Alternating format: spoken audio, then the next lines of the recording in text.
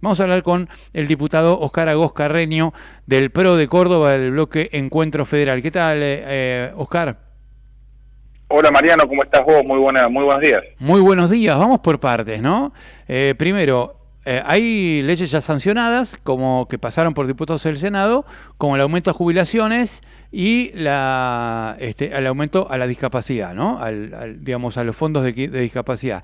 Eso seguramente lo va a vetar el presidente, pero va a esperar unos días hasta que se cumplan los plazos y después vuelve seguramente a diputados para ser tratado el veto, ¿no? Bueno, no tenemos confirmación hasta ahora de que haya salido del Senado las comunicaciones, dos comunicaciones a la Cámara de Diputados de los dos proyectos con media sanción de la semana pasada y dos que han sido aprobados al Ejecutivo. Desde el día que lleguen al Poder Ejecutivo, esas comunicaciones tienen 10 días el presidente para hacerlo y suponemos que lo va a estirar lo máximo posible para ganar tiempo, efectivamente. Claro, y ahora se habla de que quiere ganar tiempo negociando con los gobernadores. Cuando antes, bueno, los insultó, los vapuleó, les mandó a Fantino a decir que eran un Mandrilandia que quería voltear a una nave espacial para pegarle un misilazo al superávit fiscal y todo eso, y ahora parece ser que va a haber una negociación. ¿Crees que de esa negociación puede haber algún cambio en la composición de votos para mejorar la situación del gobierno y rechazar los vetos, por ejemplo? Bueno, no veo nada nuevo en el sentido de que es la forma que se ha movido este año y medio Javier Milei, en el sentido de que siempre se tuvo que sentar a negociar contra las cuerdas, cuando realmente las circunstancias lo llevan a tener que negociar. Ha sucedido con infinidad de proyectos y sobre todo con el cansancio de la inmensa mayoría de los actores políticos de la Argentina que van viendo cómo en las distintas negociaciones no le va cumpliendo nunca el gobierno los compromisos. Todo eso va haciendo que cada vez sea más difícil retomar la negociación en los mejores términos de esa palabra para ver cómo se sigue, porque si una de las partes se compromete a algo y no la cumple una vez, dos veces, tres veces, empieza a pasar esto, se unen los gobernadores, se unen con el Congreso y buscan plantear al gobierno esa pelea que buscamos hacer a principio de año, fin del año pasado, que era, tenemos que tener un presupuesto, porque si no hay un presupuesto, elige el presidente cómo va gastando y por supuesto que hay ganadores y perdedores y en general vemos que el gobierno va eligiendo que los perdedores sean los actores del interior del país, los actores socialmente más vulnerables. Entonces esa discusión de prioridades es lo que subyace en tu pregunta y en la mayoría de los temas de agenda que se vienen estos días. Claro, exacto. Con lo cual, si vos no ves que haya condiciones mejores, ahora, ¿quién puede creerle? Pregunto, ¿no? Después de haber hecho tantas promesas, Guillermo Franco se cansó de hacerle promesas a los gobernadores, después las promesas de obras o demás fondos no llegan.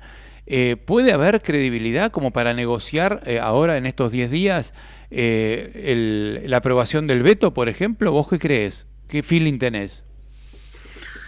Bueno, yo creo que va a intentar dividirlos más que negociar con una entelequia de gobernadores. Va a tratar de hablar de a uno y ofrecer algo que hasta ahora le venía saliendo bien, un poco más a uno, un poco menos al otro, y ir midiendo cómo acomoda los tantos y que le salga lo más barato posible. Yo creo que si los gobernadores se mantienen unidos y vienen trabajando en este proceso, algo que no ha pasado todo el año pasado, bueno, yo creo que le va a ir bien. Si hubiesen estado los gobernadores unidos, probablemente hubiésemos tenido presupuesto por la presión que se le ponía al gobierno, y cuando algunos gobernadores desistieron de trabajar en conjunto con los otros y con el Congreso, bueno, pasó que no hubo presupuesto y ahora estas discusiones que tenemos un año después o 8 meses después tienen que ver con que al no haber presupuesto, la discrecionalidad del presidente es total y además le transfiere constantemente a las provincias responsabilidades que antes se financiaban con, por ejemplo, el impuesto a los combustibles. El impuesto a los combustibles está creado por ley con una asignación para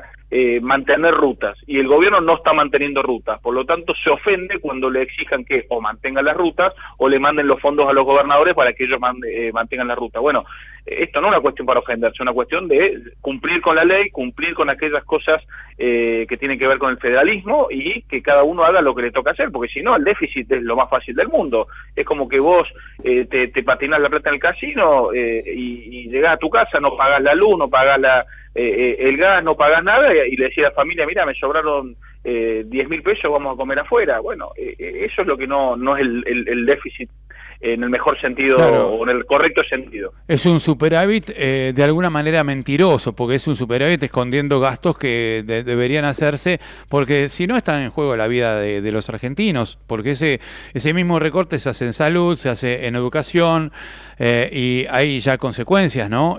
Muy, muy graves en cuanto a los recortes en salud, por ejemplo, los medicamentos para el cáncer, o la plata para los niños del Garraham, o para las discapacidades.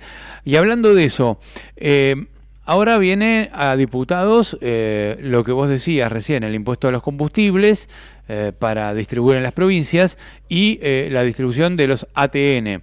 Y además diputados tiene que sesionar en comisiones primero y después en el recinto por el tema Garraham y universidades. ¿Qué velocidad ves que va a tener en diputados estos dos proyectos? O estos cuatro proyectos, Bueno, mejor dicho.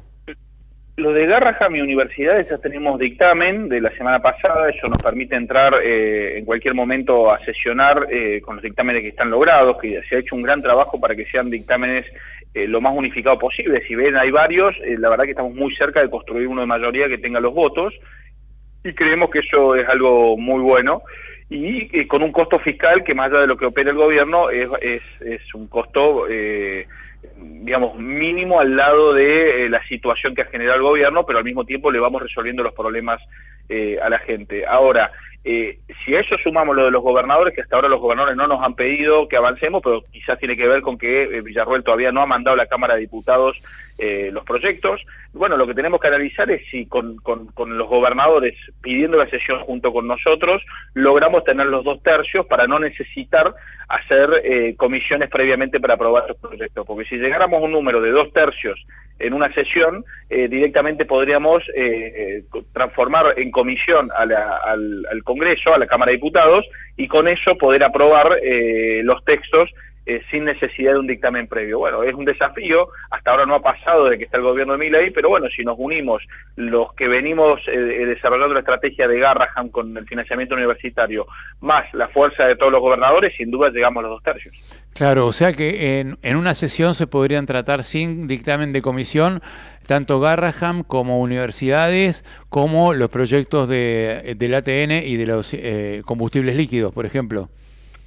Sí, ahí te corrijo. Universidades y Garraham tenemos dictamen, o sea que estamos en condiciones de entrar esta semana, la semana que viene. Claro. O sea, vos bien dijiste que hay receso, en realidad el receso es para los empleados del Congreso, nosotros nos podemos reunir en cualquier momento, con las dificultades técnicas que tiene no tener los empleados de la Cámara, pero nosotros nos podemos reunir durante julio sin ningún tipo de problema para aprobar estos dos proyectos y agregar los dos proyectos que vienen del Senado, que en esos casos sí, como seguramente el gobierno para tirar el tema para adelante le va a dar muchos giros, y uno de esos giros va a ser José Luis Espert, que es una máquina de trabar para que no se abra la comisión. Entonces nos van a buscar que o emplacemos o que consigamos los 2/3. Bueno, yo veo ahí que vamos a tener que trabajar, y si los gobernadores siguen todos unidos y comprometidos a dar quórum y a pedir la sesión con nosotros, estamos en el número de los 2/3. Claro, pero o sea, que podría ocurrir, entonces no descartás que haya una sesión antes de agosto, durante lo que queda del mes de julio, para tratar los 4 proyectos, y 2 de ellos por 2/3 porque no tiene dictamen de comisión. ¿Eso podría ser un escenario posible? ¿Se está hablando de eso? Es un escenario difícil, pero posible. Digo difícil porque tenemos que ver qué hace Victoria Villarroel, tener algunas reuniones seguramente estas semanas, hablar con los gobernadores para ver qué esperan, para tratar de ver cuándo se sesiona. Acá lo importante es que no podríamos llamar a una sesión y después no tener quórum, porque sería algo muy malo por la sensibilidad de los temas que estamos tratando. Por lo tanto, vamos a tener que trabajar esta semana, vamos a tener varias reuniones para tratar de poner una fecha donde aseguremos el quórum y el éxito posible, porque insisto, son todos temas que no nos podemos dar el lujo de acelerarnos, entrar y no tener el resultado que los argentinos esperan de nosotros. Esto es un dato nuevo el que me estás dando, porque hasta ahora se venía especulando con la idea de que el gobierno iba a tratar de negociar durante estos días todos estos proyectos y también la aprobación de sus vetos. Y en cuanto a los vetos, ¿qué pasa? Ahí se tiene que reunir la Cámara una vez que se produzca el veto. Es decir, es probable que todas estas sesiones, o esta sesión que vos me decís, que sería de 4 proyectos de ley, no tenga todavía el veto presidencial de las leyes que ya salieron del Senado. Eso es posible que todavía no ocurra. Podría ser para agosto eso. Bueno, a ver, Javier Milei tiene desde que recibe la comunicación 10 días para vetar. Él dijo sarcásticamente en la bolsa, me parece, que que iba a vetar.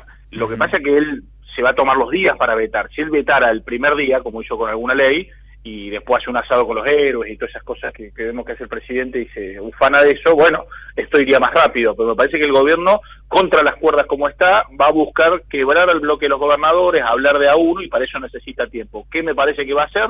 Nos van a dar muchos giros en la Cámara de Diputados para los proyectos ya aprobados los gobernadores, van a vetar dentro de los 10 días y van a demorar lo más que pueda el envío de la comunicado del Senado, que tendría que haber salido el viernes o salir a más tardar hoy. Entonces todo ese tiempito que parece corto es para tratar, me parece, de tener todo julio para negociar, que a los gobernadores, o sea, no para negociar y darle lo que quieren los gobernadores en conjunto, sino para darle de a uno un poquitito, como si fuera a darle algo a los gobernadores, porque en realidad lo que está haciendo es asegurando la gobernabilidad y que puedan cumplir con sus obligaciones con los ciudadanos de las distintas provincias. O sea que no es una discusión como que que es plata para los gobernadores. En realidad es la administración de los recursos públicos que le corresponden a las provincias, le corresponden a los ciudadanos en el sistema federal de las provincias, y bueno, decide administrarlo el gobierno con las prioridades que parece al gobierno, que en general además es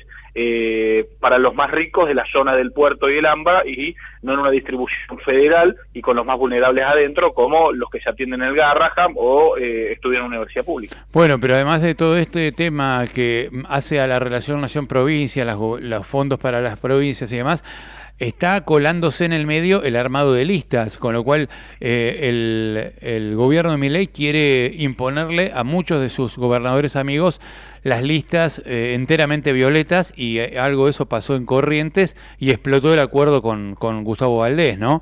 Del gobernador de Corrientes, que es radical. ¿Puede pasar eso en otras provincias también?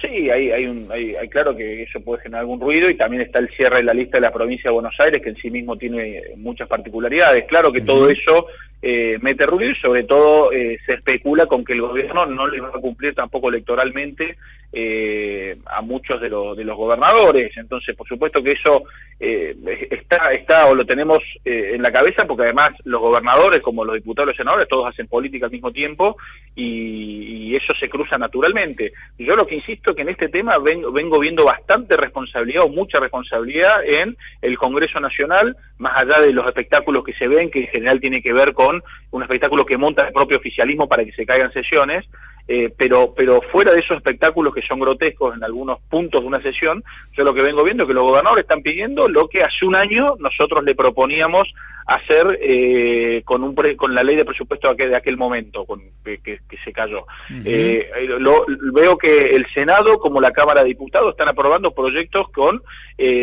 cuidado y contexto social. Veo que en el tema Libra no se está yendo al juicio político, sino una investigación seria. O sea, más allá de lo que quiera proponer el gobierno de que las instituciones son infantiles, les gusta gastar plata, les gusta el déficit, la verdad que yo veo una responsabilidad institucional de todos los actores, y el que no está a la altura de las circunstancias en la responsabilidad institucional es el gobierno, es el Ejecutivo.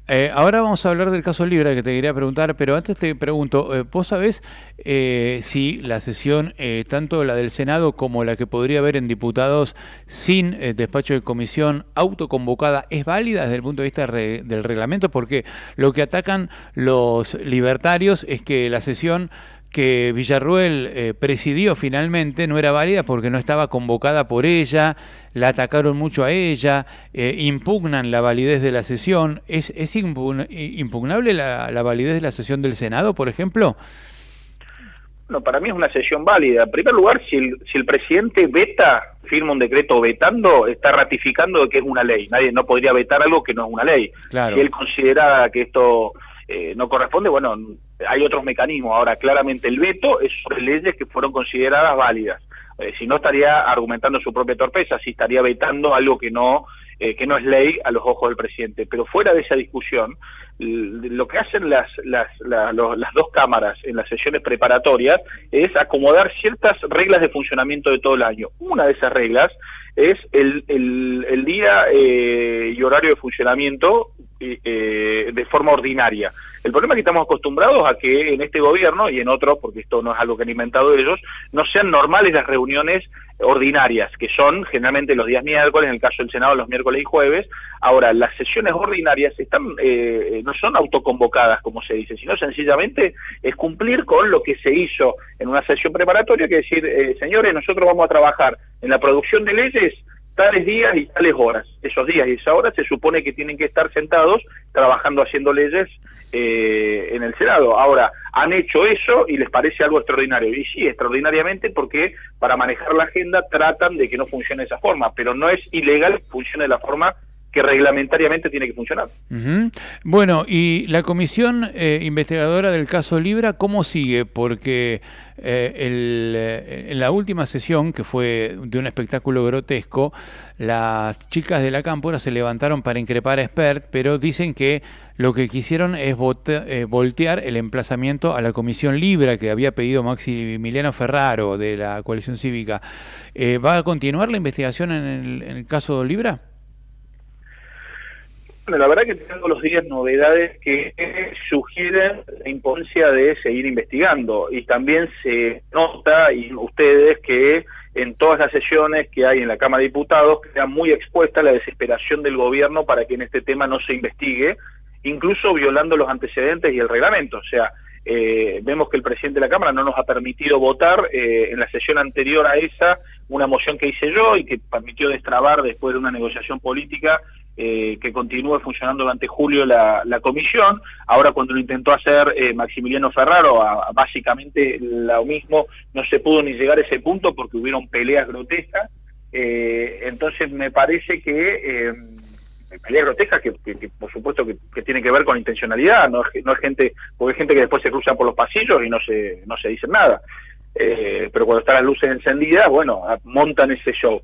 Lo que nosotros vamos a seguir trabajando es para dar elementos a la justicia y para nosotros tener los elementos políticos necesarios para ver qué ha sucedido con el tema Libra. Si a eso se tiene en cuenta la cantidad de información que nos llega de la causa de Estados Unidos, la cantidad de información que vamos obteniendo de distintos lados, como las aperturas y movimientos de bolsos de la familia Novelli, concatenada con los hechos que van pasando con Libra y con transferencias que fue haciendo Hayen Davis contra reuniones que él iba teniendo con el entorno de Javier Milei o con el propio Javier Milei. Bueno, toda esa información nos lleva a seguir investigando para ver qué hay detrás de esto. Por lo tanto, vamos a seguir insistiendo, vamos a buscar los mecanismos, a seguir buscando bloquear. Pero bueno, la realidad es la que es. Bueno, surgieron en los últimos días revelaciones muy curiosas, muy llamativas, de transferencias de billeteras virtuales de Hayen Davis hacia distintas billeteras en momentos que fueron muy particulares, de reuniones con Javier Milei o previos al lanzamiento del tuit de Javier Milei. Todas esas fueron identificadas, entre otros, por Fernando Molina, ¿no? Que es un analista de temas de billeteras virtuales que, bueno, publica todas sus investigaciones en Twitter y que declaró en la comisión investigadora. ¿Se puede determinar quiénes eran los receptores de esas transferencias? Bueno, fue muy importante porque más allá de Twitter, Fernando Molina, gracias a que logramos destrabar políticamente la comisión, bueno, lo pudimos hacer comparecer y aclarar con la importancia que tiene hacerlo en el Congreso Nacional y no solo en Twitter, como herramienta de prueba, ¿no? Claro.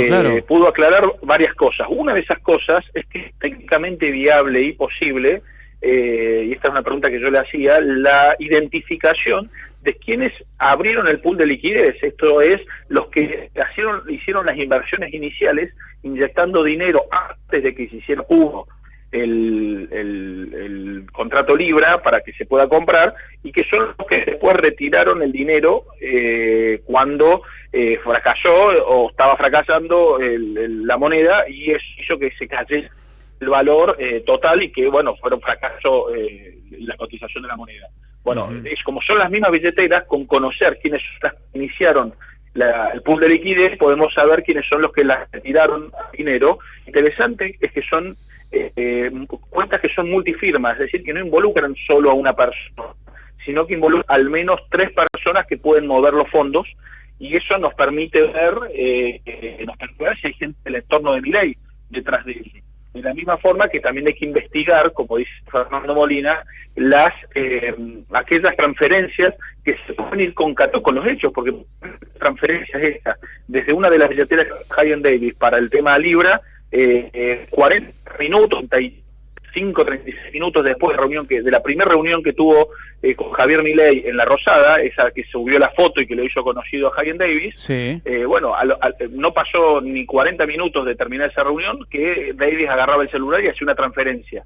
Los 2 días siguientes hacía otras transferencias hasta llegar a un monto cercano a los 3 millones, 2 millones y medio, 3 millones de dólares, y al día siguiente Novelli va y abre una caja de seguridad y lleva bolsos presuntamente con dinero a un sucursal del Banco de Galicia. Bueno, si vamos a juntar toda esa información, nos llega a tener que saber quiénes son los titulares de esas cuentas y de esas transferencias y de esas operaciones para poder descartar si es como dice el presidente, que él no tiene nada que ver. Claro, claro, claro. ¿Y hay manera de saber quiénes son de esas cuentas?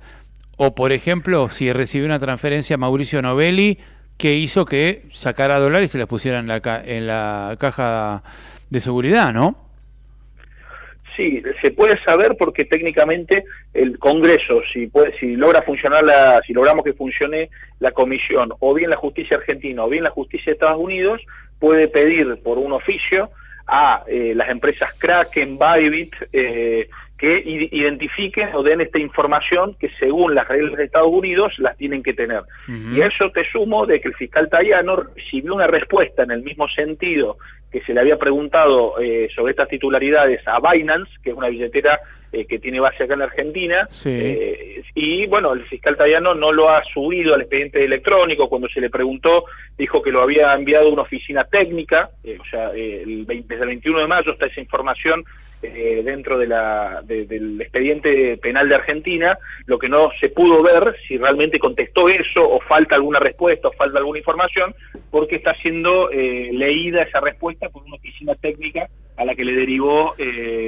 la respuesta al fiscal Tayano. Así que bueno, esperemos que rápidamente eso entre al expediente, que todos podamos ver si lo que responde Binance es nombre y apellido de las personas que están detrás de estas operaciones, o si Binance no contesta eso, bueno, hacer la estrategia para exigir a Binance que dé las identificaciones que correspondan. Perdón, Binance, ¿qué transferencia recibió? No, Binance tiene que ver con una pata argentina de operaciones. Fíjate que en un momento... No, conozco lo que es Binance, pero Binance es una suerte de agencia virtual de transacciones y de bolsa, ¿no? Exactamente, claro. De operaciones de bolsa, acciones y demás, pero ¿recibió una transferencia a Binance? ¿Está identificada esa transferencia de quién fue, de quién provino? ¿Y a quién iba? No, a Binance no se le preguntó las transferencias porque las transferencias se conocieron o se investigaron después. Ajá. Lo que se le pide a Binance es la identificación de billeteras que compraron Libra y participaron de este pool de liquidez, y podría incluso haber información privilegiada, porque habrían operaciones que se hicieron antes de que se hiciera pública o apenas se hizo público y por montos considerables. Muy Entonces interesante. hay que ver si ahí dentro no hay gente del entorno de Javier Milei o gente que haya retuiteado a algún funcionario. Bueno, esa es un poco la teoría que hay, y por eso se le pregunta a Binance, ¿quiénes compraron? Y si eso se concatena con que Hagen Davis dijo en un momento que habían 3 snipers, es decir, empresas o personas que compraron Libra por montos muy considerables antes que se hiciera público el contrato. Bueno, es lo que hay que indagar. Claro. Brillante. Oscar Agos Carreño, muchas gracias por atendernos. Gracias, Mariano, te mando un fuerte abrazo. Hablábamos con el diputado Oscar Agos Carreño del PRO de Córdoba y además del bloque Encuentro Federal.